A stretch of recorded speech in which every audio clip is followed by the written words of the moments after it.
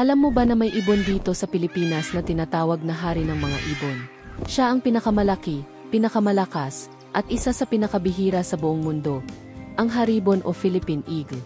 Ngunit ang pagiging hari ay hindi lamang dahil sa kanyang lakas, kundi sa kanyang tungkulin bilang tagapangalaga ng kalikasan.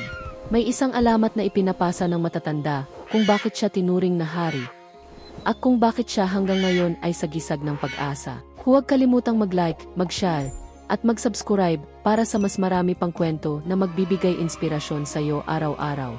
Noong unang panahon, bago pa dumating ang mga banyaga at bago pa nagkaroon ng malalaking syudad, napakaganda ng kagubatan ng Pilipinas.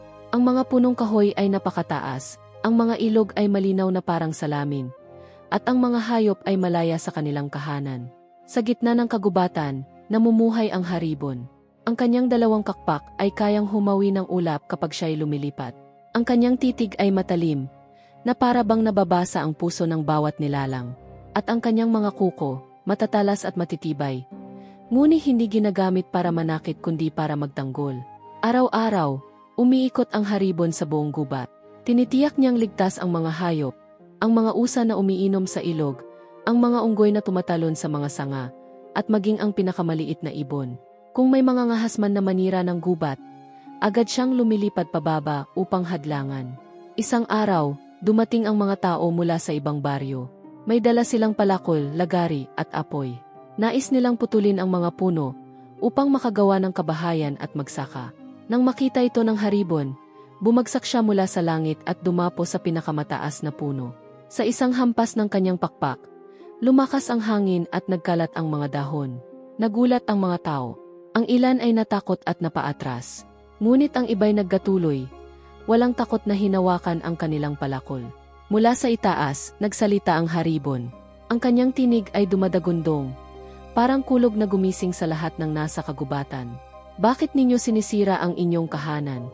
Ang mga punong ito ang nagbibigay sa inyo ng hangin. Ang ilog na ito ang nagbibigay ng tubig. Ang mga hayop na ito'y kabahagi ng inyong buhay. Kung ubusin ninyo sila, ano ang matitira para sa inyong mga anak? Ahimik ang lahat. Tila pati ang hangin at mga kuliglig ay nakikinig. Ngunit may isang matigas ang ulo na sumagot. Hindi mo naiintindihan, haribon. Kailangan namin ng lupa. Kailangan namin ng kahoy. Paano kami mabubuhay kung hindi namin kukunin ang kayamanan ng kagubatan? Umitig ang haribon sa kanya at dahan-dahang sumagot.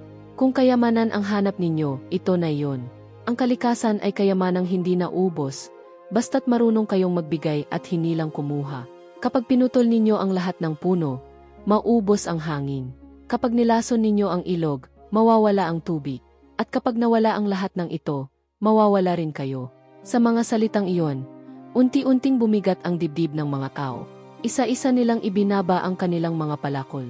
Sa kanilang mga mata, nakita nila na hindi sila pinoprotektahan ng haribon para lamang sa kagubatan, kundi para rin sa kanilang sariling buhay.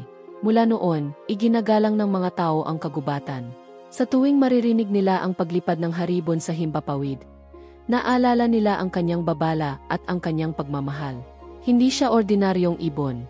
Siya ang bantay ng kalikasan, ang tunay na hari ng mga ibon. Hanggang ngayon, nananatiling simbolo ng kalikasan ang haribon.